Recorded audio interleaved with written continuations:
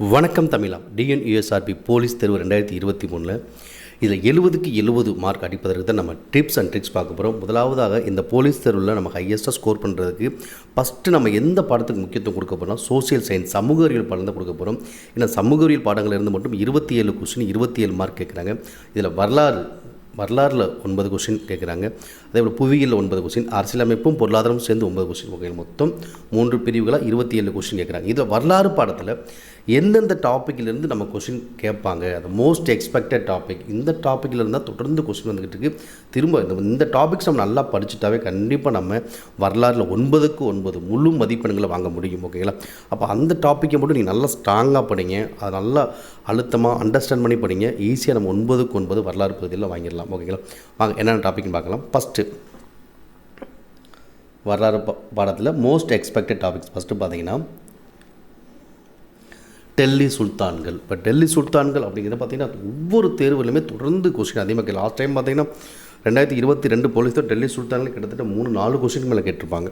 டெல்லி சுல்தான்கள் அதில் எத்தனை மரபுகள் இருக்குது, இந்த மரபை இந்த வம்சத்தை தோற்றுவித்தவர் யார், அவருடைய சிறப்பு, அவருடைய கலை, கட்டிடக்கலை, அவங்க எழுதிய நூல்கள், இதுபோல் கொஸ்டின் எடுத்துக்காட்டால் மாமுலுக் மரபை தோற்றுவித்தவர் யார், இந்த தலைநகரை நிர்மாணித்தவர் யார், இவருடைய சிறப்பு பெயர் என்னது, இயற்பெயர் என்னது,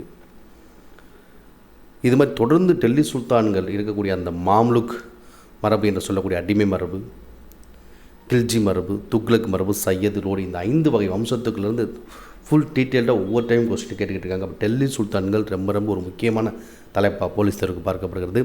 அடுத்ததாக முகலாய பேரரசை உருவாக்கியவர் யார்? மிக வலிமை வாய்ந்த மாபெரும் பேரரசுகள் 6 பேர் தான் இருக்காங்க. பாபர், ஹுமாயூன், அக்பர், ஜஹாங்கீர், ஷாஜகான், அவுரங்கசீப். இவங்களுடைய ஆட்சி முறை, நிர்வாகம், கலை, கட்டிடக்கலை, சிற்பக்கலை, இதனுடைய சிறப்புகள், கவிஞர்கள், அவங்க எழுதிய நூல்கள், அவருடைய சிறப்பு பெயர்கள், பட்டப்பெயர்கள், இயற்பெயர்கள், இது முகலாயர் டெல்லி சுல்தான்கள் எப்படி முக்கியமோ அதே போல் முகலாயர்கள் பாடம் நமக்கு மிக மிக முக்கியமானது. அடுத்ததாக சமயங்களில் புத்தம் சமணம். புத்த மதத்தை தோற்றுவித்தார். புத்தர் பிறந்த இடம் எது, இறந்த இடம் எது, புத்தர் அறிவுணர்வு அடைந்த இடம் எது, அவருடைய முதல் போதனை எங்கே, புத்த சமய மாநாடுகள் எத்தனை இது பண்ணாங்க, எந்தெந்த இடத்துல இது பண்ணாங்க, அதேபோல் சமண சமயம் தோற்றுவித்தவர் எத்தனை தீர்த்தங்கள் இருக்காங்க, அது என்னென்ன பிரிவுகள் இருக்குது, மகாவீரர் என்னென்ன கொள்கை கோட்பாடுகள்லாம் சொல்கிறாரு, இதை பற்றி சமண சமயத்தில் கேட்குறாங்க. அடுத்து 1857 பெரும்புரட்சி. இந்த பெரும்புரட்சி எது காரணமாக இருந்தது, எது உடனடி காரணமாக இருந்தது, அதேபோல் பெரும்புரட்சியை தலைமையில் நடத்திய தலைவர்கள் யார், அடக்கியவர்கள் யார், பெரும்புரட்சியினுடைய முடிவுகள் என்ன, விளைவுகள் என்ன, அது விளைவாக இந்தியாவில் நடந்தது என்ன. 1857 பெரும்புரட்சி ரொம்ப ஒரு முக்கியமானதாக இருக்குது. அடுத்த இந்திய விடுதலை இயக்கம் 1885 1947.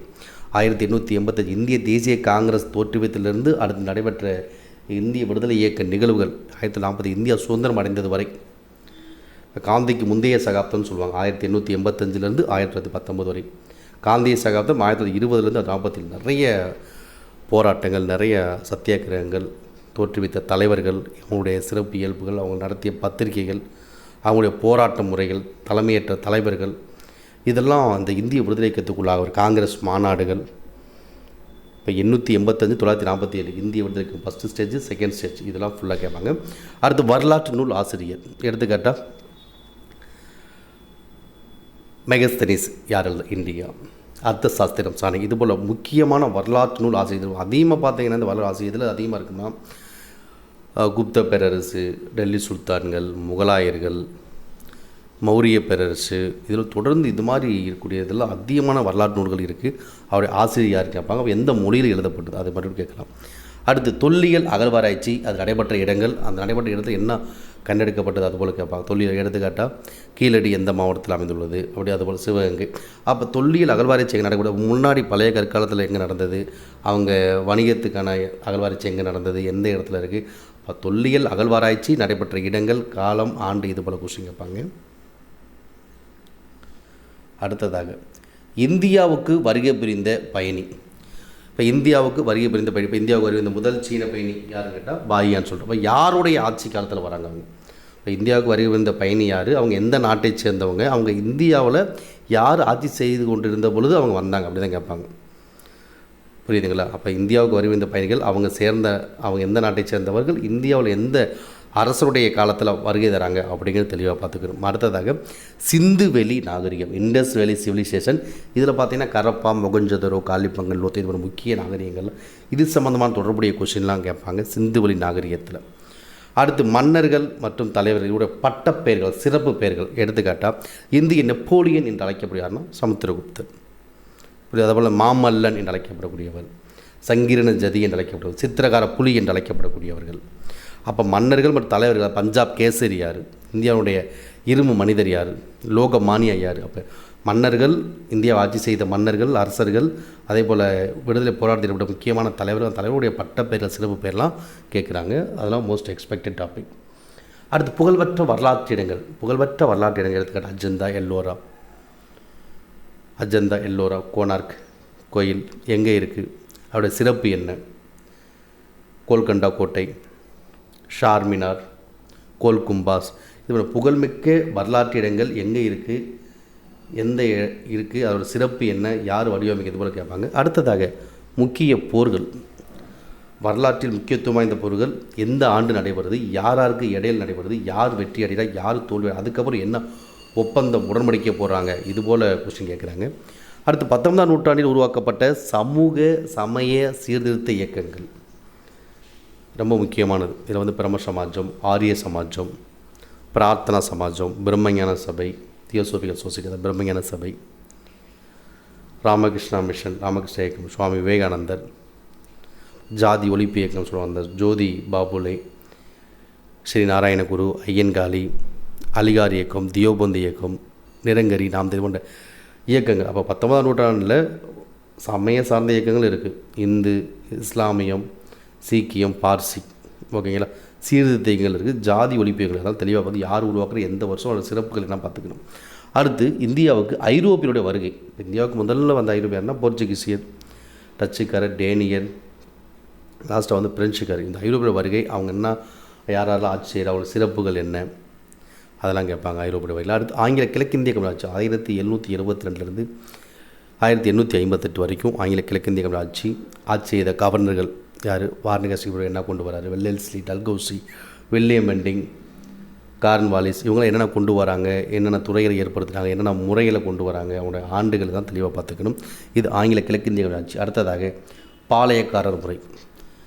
பாளையக்கார முறை யார் இங்கே தமிழ்நாட்டில் ஃபஸ்ட்டு கொண்டு வரா, ஒவ்வொரு பாளையத்துக்கு யார் தலைமையை நடத்துகிறா, அவருடைய மன்னருடைய ஆட்சி பகுதி எது, மன்னருடைய சிறப்புகள் என்ன, அவருடைய முக்கியமான சம்பவங்கள் எந்த ஆண்டில் நடக்குது, எந்த இடத்துல இருக்குது, அதான் பாளையக்காரர் கேட்பாங்க. தென்னிந்திய புரட்சி. அடுத்ததாக முக்கியமான அமைப்பு மற்றும் இயக்கம், அதை தோற்றுவித்தல். எடுத்துக்காட்டால் பூமிதான இயக்கம் தோற்றுவித்தவர் யார் அப்படின்னு கேட்பாங்க. தன்னாட்சி இயக்கம் தோற்றுவித்தவர் யார், வெள்ளையணி விளையாடும் தோற்றுவித்த முக்கியமான அமைப்புகளையும் இயக்கங்களையும் தோற்றுவித்த தலைவர்கள், அதுபோல் கொஸ்டின் கேட்பாங்க. அடுத்தது குப்தருடைய காலம்.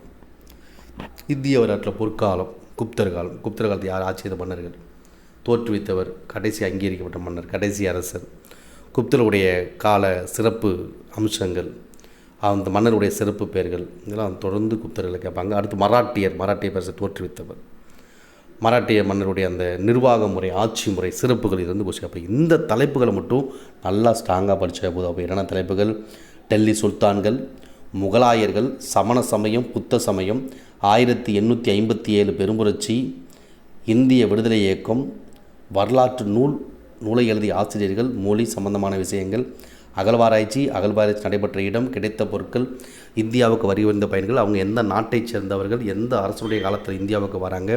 அடுத்து சிந்து சமவெளி நாகரிகம், மன்னர்கள் மற்றும் தலைவருடைய பட்டப்பெயர்கள், சிறப்பு பெயர்கள், புகழ்பெற்ற வரலாற்று இடங்கள் எங்கே இருக்குது, ஒரு சிறப்பு என்ன, முக்கிய போர்கள் யாருக்கிடையில் நடக்குது, யார் வெற்றியடைய தோல்வி, அதுக்கப்புறம் என்ன உடன்படிக்கை ஒப்பந்தம் ஏற்படுது, 19ஆம் நூற்றாண்டில் உருவான சமூக சமய சீர்திருத்த இயக்கங்கள், ஐரோப்பியருடைய வருகை, ஆங்கில கிழக்கிந்திய கம்பெனியுடைய ஆட்சி, பாளையக்காரர் முறை, முக்கியமான அமைப்புகள் இயக்கம் தோற்றுவித்தவர்கள் யார், குப்தருடைய ஆட்சி காலம், மராட்டியோட ஆட்சி. இதில் தான் தொடர்ந்து நமக்கு கொஸ்டின் கேட்டிருக்காங்க. இனியும் நம்ம வரக்கூடிய போலீஸ் தேர்வு 2023 இந்த டாபிக் மட்டும் வரலாறு நல்லா ஸ்ட்ராங்காக புரிஞ்சு அண்டர்ஸ்டாண்ட் பண்ணி படிங்க. கண்டிப்பாக 9க்கு 9 முழு மதிப்பெண்களையும் வாங்கலாம். மக்கள் தொடர்ந்து அடுத்து ஒவ்வொரு டாப்பிக்லையும் ஒவ்வொரு பாடத்துலையும் என்னென்ன பாடத்தில் கேட்குறாங்க, எவ்வளோ தலைப்பில் கேட்குறாங்க பார்க்க போகிறோம். அதுக்கப்புறம் ஒவ்வொரு தலைப்பையும் நம்ம விரிவான வீடியோவாகவும் பார்க்க போகிறோம். ஓகேங்களா? தேங்க்யூ.